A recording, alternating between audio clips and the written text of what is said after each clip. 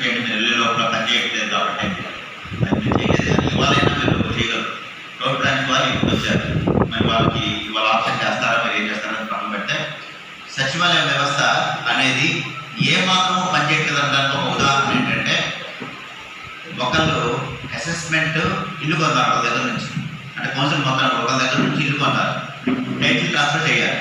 Title transfer చేయాలంటే వాళ్ళు సచివాలయం దగ్గర, సచివాలయం వాళ్ళు ఆన్లైన్ చేస్తారు. ఆన్లైన్ దగ్గర నుంచి మన రెవెన్యూ సెక్షన్కి వస్తారు, మున్సిపాలిటీకి వస్తుంది. కానీ ఇక్కడ సచివాలయంలో ఏం జరుగుతుంది తెలుసా, సచివాలయం వాళ్ళ దగ్గరికి వెళ్తే ఫస్ట్ వాళ్ళు మున్సిపాలిటీకి ఆర్ఐ గారిని, ఆర్ఓ గారిని, కమిషనర్ గారిని సంప్రదిస్తారు. ఏమంటే ఆన్లైన్ చేయమంటారా వద్దా. వాళ్ళు ఆన్లైన్ చేయమంటేనే వాళ్ళు సచివాలయం వాళ్ళు చేస్తున్నారు, లేకపోతే చేయట్లేదు. దాదాపు ఒక వ్యక్తి 3 నుంచి 4 నెలల వరకు తిరుగుతున్నారు.